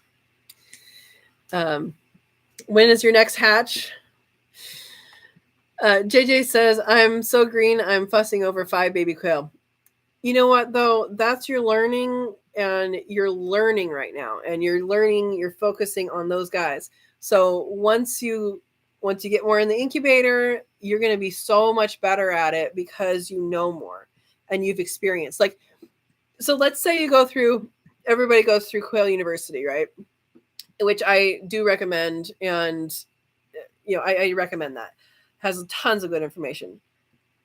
But you're going to be, the first time you do it, you're gonna be nervous. You're gonna be like, okay, are they gonna hatch? Is this the right hatch day? Why aren't they hatching? Oh, it's the wrong. Like, you're gonna be probably all over the place, going, worrying that maybe you did something wrong during incubation. And because, 16 days, 17 days, 18 days is longer when you have eggs in the incubator, right?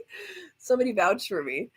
And when it's longer, it just feels longer. It's not actually longer, but it feels longer, and you get amped up, right? And then when they finally hatch, they're going to be so great. And then the next time you hatch them, you're going to know so much more, especially if you take the class, especially if you've paid attention, especially if you come on to like these lives like mine or my Shire's or Verna's or, all these other, people. And you ask the questions and you have the comments and you pay attention to what other people are having trouble with, you can learn so much, and you'll be so much more confident the second time around, the third time around, and forward, and you'll do awesome. So yeah, go for it. So 5 baby quail is a good start. Yeah. Andy Rabbit says, LOL, JJ, they are so much fun. Yes, they are. Myrna's cooey are being loud. Erica is in Southwest Arkansas. Awesome. Ed says 5 to 50 fussing is fine, JJ. Steve says, I'm trying to get on a calendar schedule that I learned in Quail University. Yeah, the hatch schedule and all that. I was going to, and then I haven't. And I have babies, though, and I'm going to be starting to hatch again soon, probably towards the end of this week. Yeah, I'll get on a schedule again. I wonder if Verna Cooey are having babies right now, Andy says. They're being loud. Could be. PJs says, fuss all you want. They're only small for a day or two. True. And they grow so fast. JJ says, if you don't feel comfortable about using elderberry, you can use the elderberry flowers for similar health benefits. Yeah, I know that they're edible. I know people make elderflower water. I know people make elderflower syrup. I have no idea about their health benefits, but I know they're edible. The leaves are not edible, but I recently learned that apparently they're using skincare products externally. I don't know.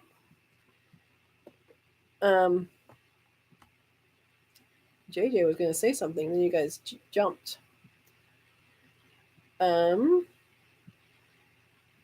Says, yep, they are so cute. Yes, they are.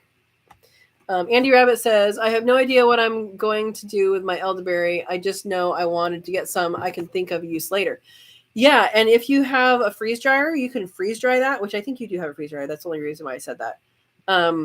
Otherwise, you can freeze it. You can juice it. I mean, I have a video on juicing, making elderberry juice, and I just canned elderberry juice. I added some lemon juice to make sure the acidity is right, and canned that. And that way you just have, and I just did it in the half pints, so that, if someone does get sick, you just open it up and you keep it in the refrigerator and you take a spoonful every, couple every day. Or you open it up and make a milkshake because that's good. I also have a video on, what is it? I think I did blackberry juice for that, but you can do it with any kind of juice. That would be good. Elderberry milkshake. Yeah. Chelsea's here. Welcome, Chelsea. Hi, all. I'll have to rewatch later to get to the review on Quail University. Yes, I know we talked earlier, and we're going through this all together with California rules and laws. So, yeah, we're getting there. Hopefully we'll get there quicker, but we're working on it. Thanks for coming. Welcome to the group. PJ's is laughing at Andy Rabbit. Oh, planting things and figure out how to use it later. Yeah. Erica says, my MILS folks built the farm about 70 years ago. I don't know what that means, but they built it 70 years ago. That's good. That's good. My house was built in 1954, so that's somewhat close. JJ says, either way, they won't go to waste. Usually the birds get them before the human. Yeah, and they might, but they might not for a first year. Like, they might not know where that is. I know a lot of birds that migrate through to different, they know where the berries are, right? And the first year they might miss it. I don't know. Let us know how it goes.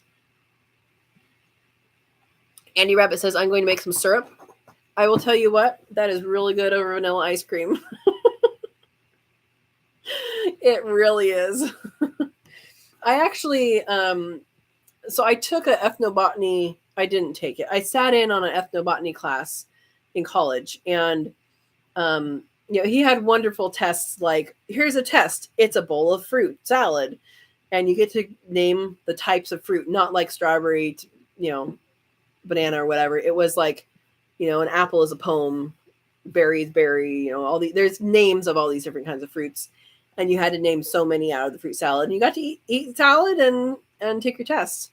But he asked me, because we had talked about elderberry, and he asked me if I want to do anything with it. I was like, yeah, if you guys will lend a burner, then we can make elderberry jelly in the class.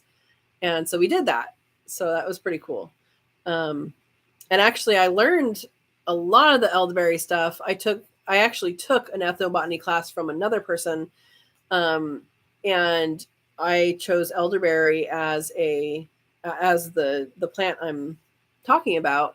Talked about its history. Talked about its uses throughout the world, or throughout time, and all of that. And then we always brought whatever it was to the table, and people got to try it. So that was a very interesting class that I took. The first presentation someone did on bananas. I did not think that I was going to be entertained for 2 hours talking or listening about bananas, and it was totally interesting. So I like food. There we go. Andy Rabbit says, I'm going to make some syrup. Okay, I already just said it. Linda says, it was great hanging out with you guys tonight. I have to go do night chores before it gets dark. Toodles. Thank you for staying on so late, Linda. Thanks for joining us. Say hi to your quail and your chickies. People are saying hi to Chelsea and good night to Linda. And Bay's back. The Cooey.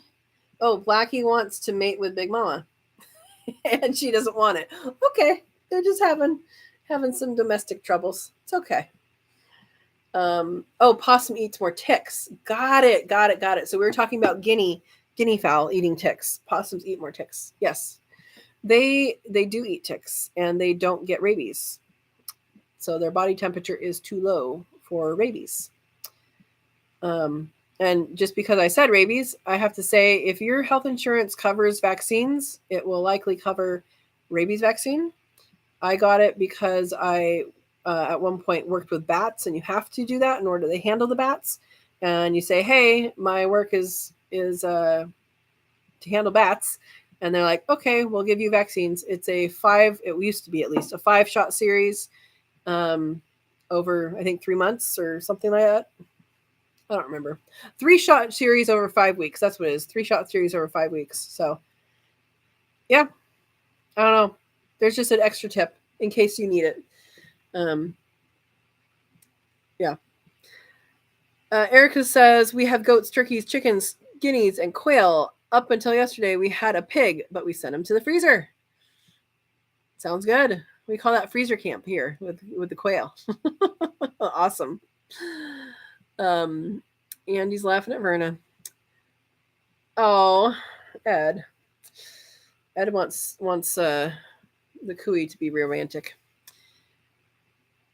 He wants to make sure she's mated. Okay, we're talking. So cooey are Verna's raising for food, and they're also they're called guinea pigs if you have them for pets. And she just did a video last week, 2 videos, cooking it up and eating it. So it looks like it's pretty good, pretty tender. It's awesome. Oh my gosh, PJ, you forgot your most favorite animal, your llama, Bailey. Llamas are fun. Diana says we have two groups of art, 18 kids and 10 adults, 1 in the morning and 1 in the afternoon. They just love it. Wow, that's a lot of kids. I mean, at least they have 10 adults. But even the adults can be a handful, I'm sure. Wow. That's a lot to be on a farm at once. Ed says, Verna, it never hurts to make sure. Oh, gosh. PJ says, my guineas have their own coop, but they learn to go in there or the barn to get locked up. Okay, so these are just stragglers that got that are doing it in the trees, or that's staying the night in the trees. Verna says, I might have eggs to put in tomorrow, have 1 incubator running, and we'll put the other one on tonight. Awesome. When are your little babies due? Then you'll have more quail. Erica says, raise my guineas with the chickens and they roost in the coop. Awesome. PJ says, up at night after the last attacks. So they went home. Yusuf says, how long can eggs last without legit going bad for incubation? So, and then continues, I heard 10 days, but I'm guessing 14 days will slide right. And Verna's saying, Yusuf, after 7 days, you might lose a little fertility. My understanding is that after 7, so 0 to 7 days is good to go. After 7, between 7 and 10 days, you're going to lose some fertility. And then after that, it's going to just keep on losing fertility. But there are stories of people hatching them. And all that means is that your hatch rate would be lower. So you can still get chicks, but your hatch rate would likely be lower. Yeah. Diana says, I do love Quail University. I'm about halfway through it. Awesome. I have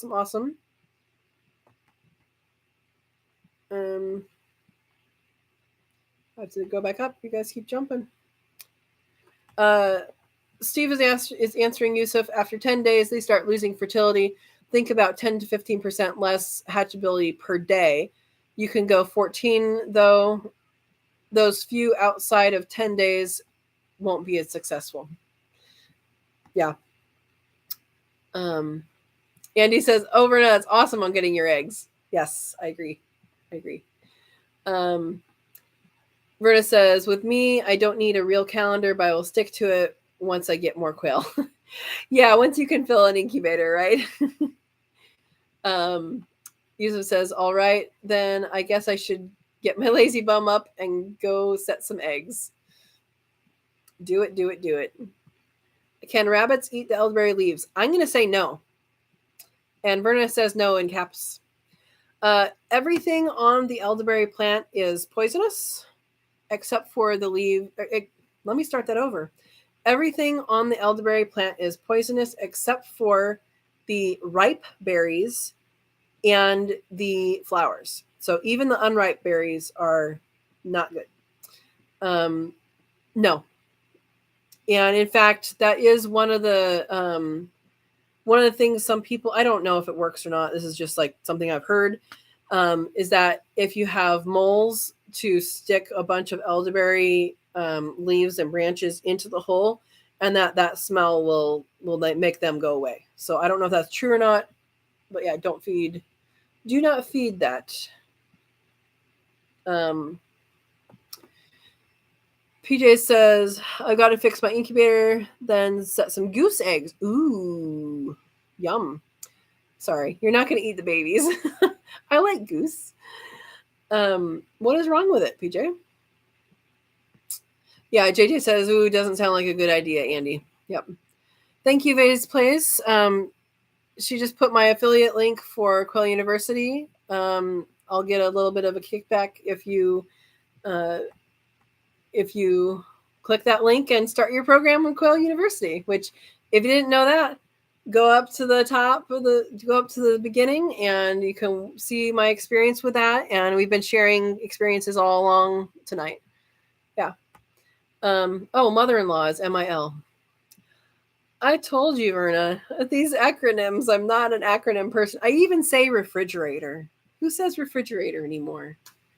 People say fridge. I say refrigerator. Sometimes I even say bicycle. JJ says, I don't know if rabbit meat can take in poisons like quail meat can, so I'm guessing if you can't eat it, don't feed it to them. That's a good assumption with pretty much everything. Yeah, if you're not going to eat it, don't give it to what you eat to eat. That's good advice, JJ. Andy Rabbit says, I gave the cuy a few leaves from the lemon and orange tree the other day. You would have thought I gave them some candy or something. They went crazy for them. Interesting. Vaseplay says, yes, Andy, citrus leaves are good for them. Ed says, okay, I'm listening. My tooth is acting up despite the ibuprofen and antibiotics and rinsing with salt water. I'm sorry, Ed. I don't know what people have told you to do or have not told you to do, or, listen to your professionals, but I have heard, Verna might be able to tell us better because she's our herbal person. If you chew on a clove and put the clove next to it, that should help. Consult someone other than me. Oh, right underneath, Faceplace says clove oil. Okay. I should read ahead. Everybody's saying, well, oh, you use that too. Okay. PJ says, Ed, get the wife to give you a good smack. She's sleeping. It says, get some vanilla on your tooth. That's what my mom did when we were young. Some vanilla extract. That's probably just the alcohol. Yeah. Clove oil is best for tooth pain, Buster says. Baseplay says better than 25 shots in the stomach. It used to be rabies. I think that's the after shot was in the stomach. I don't think that was before the vaccine. Only 4 shots now. We've progressed. I think it was 3 shots over 5 years. I got it. I want to say 2008. It was either 2008 or 2009. And I just did a blood panel, and I'm just barely under immune right now. So I need to go to get a booster. But up until last year, so 2022, 2008, to 22, that's quite a few years without needing a booster. Yeah. Verna says, yeah, they made them less amount, but more expensive, I'm sure. If your insurance covers vaccines, it will likely cover rabies vaccines. You just have to convince them that you need it. So, like, if you're, like, I'm a biologist, so it's easier to convince them of that. Yeah. But it's worth it because that is something very few people have actually survived. I don't know what percentages it are, but it's not pretty. Andy, 17 days. Okay, 17 days. You just set them then. Andy Rabbit says, I'm thinking about saving up some celadon eggs to hatch out next. Awesome. PJ says, humidity control on incubator needs new ceramic disc. Easy fix if you have a new one. So good luck on fixing it. Oh, Vase Place is saying fridge, and Andy Rabbit saying refrigerator. Hey, I have a refrigerator, buddy. Vase Place says, that is one reason I don't believe in using blue coat on animals, as you can't eat the meat for 6 weeks afterwards. Yeah, I've heard things like that for blue coat, and for at least for quail, if it's going to heal, it's going to heal. And that's my opinion. And if it's not going to heal, it will either pass or you can help it do that. And for me, they're a harvesting animal, so a harvestable animal.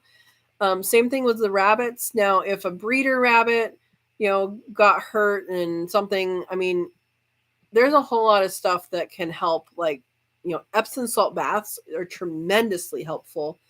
And I've fixed a baby rabbit's leg with that, and I was amazed at how well that happened. It's just Epsom salt baths with massage, and it grew up to go in our freezer. But yeah.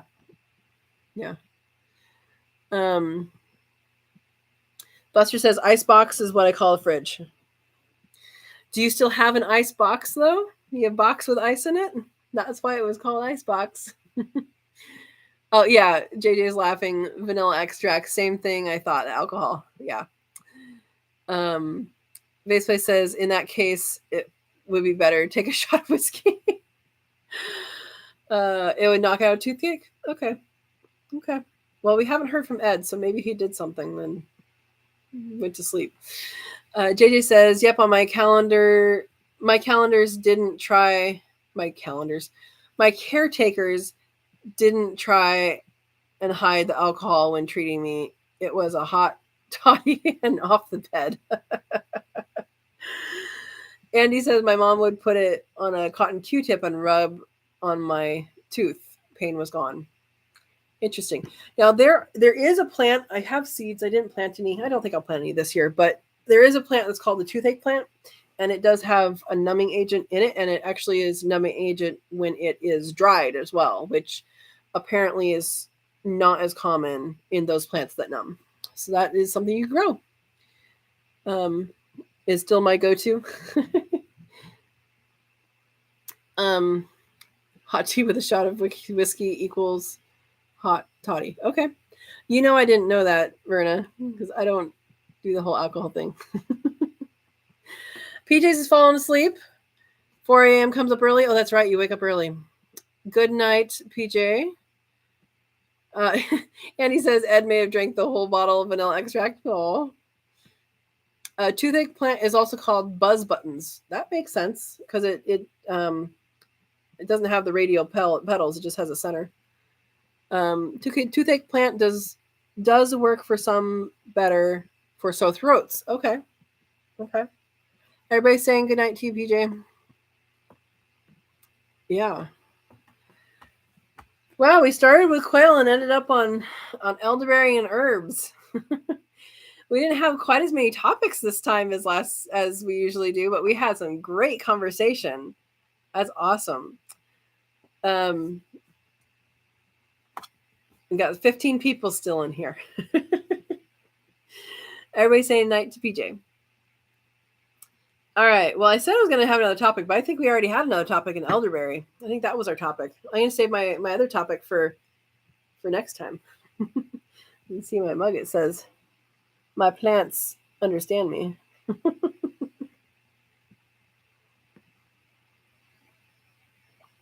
Yeah, I agree, Steve. 34 likes, pretty good. Thank you guys. Thank you guys.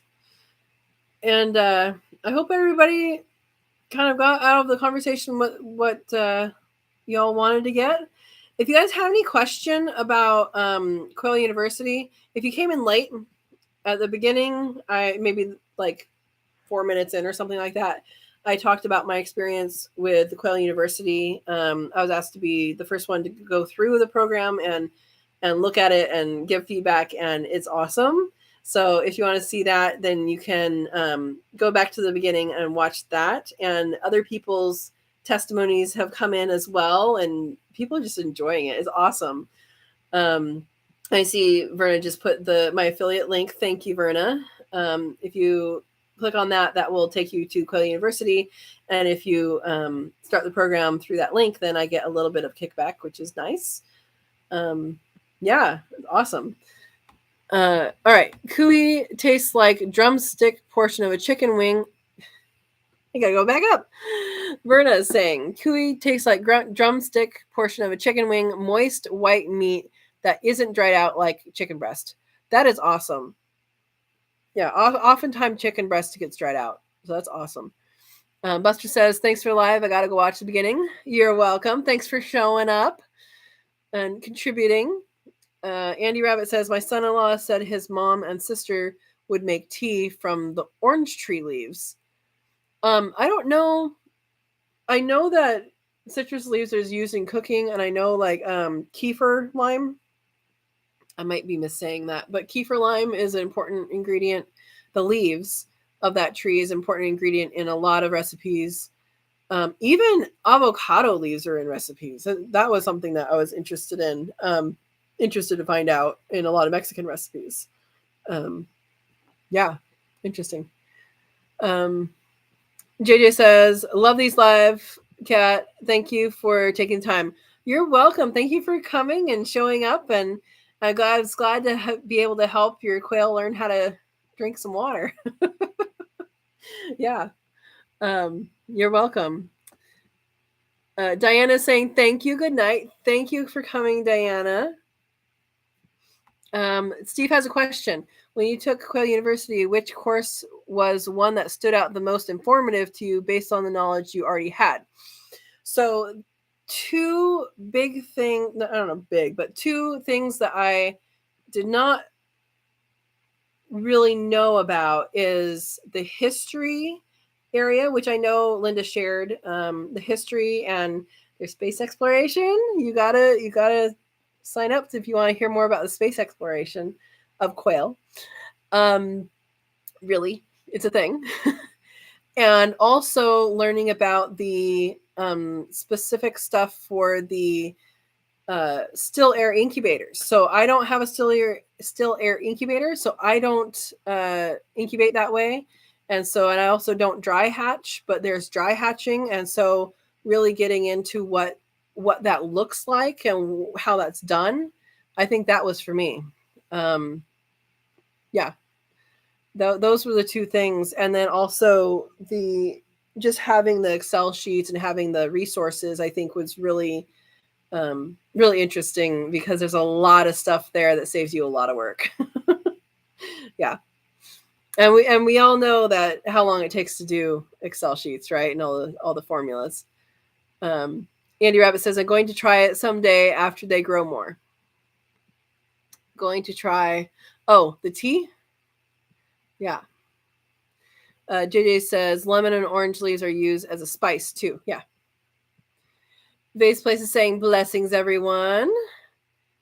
Andy Rabbit says, I have to learn all about the lemon and orange tree, I guess. Yes. And flowers. You can use the flowers. They smell good too. Yeah.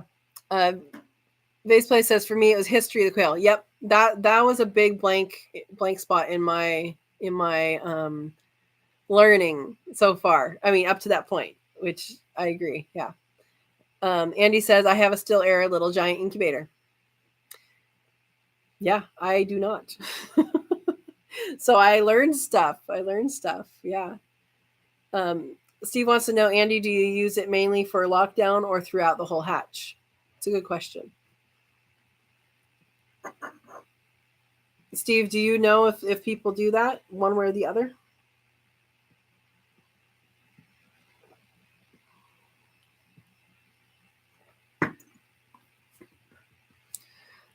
So far, I like Linda's story the best. I'm only starting the course, JJ says.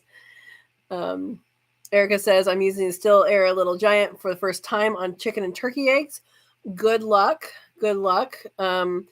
If you are doing that for the first time and you do the Quail University, you can skip, even though you're not doing quail eggs, it will apply to any eggs and how things are done with that. So yeah, that would be a good thing. Vase Place put my affiliate link again for Quail University. Thank you. Oh, you haven't used it yet, Andy. Okay. You'll have to compare. Do a side by side with the fan and without the fan. That'd be interesting. Well, guys, it is 8:00, and that means it's late, and I still need to eat dinner. And yeah, so I am so thankful you guys showed up. Spread the word that we have this. Spread the word we have Quail University. I mean, these guys did a lot of work to put that together, and going through it was pretty darn cool. And I recommend it to everybody. So yeah. All right, a couple more things. Buster says I'm going to do the course when I get a laptop. Awesome. Andy Rabbit says I should fill all three of them up sometime. Yes, do a side-by-side comparison. JJ says, good night, all. Always, as always, good to see y'all. Good to see you. Erica says, use Nurturite 360 for my quail. Awesome. And Rose Wilson says, night. All right, good night, guys. I'm all about testing. Maybe I will test them soon. Yes, do it, Andy. I am going to sign off here, and we will see you guys next week. Same channel, same place, same time, 6:00 Pacific time next Monday. And remember, tomorrow's video is going to be about canning safety. And Thursday's video, I can't promise you, but hopefully it will be about our brooder build, which I have tons of video to go through. So if it's something simple, you'll know why. But I'm going to try and get that out for Thursday. If it's not this Thursday, it'll be next Thursday. So there you go. Steve says, thank you for your time and sharing knowledge, and all you quail people for your community. Thank you, guys. All right. Have a good night, guys.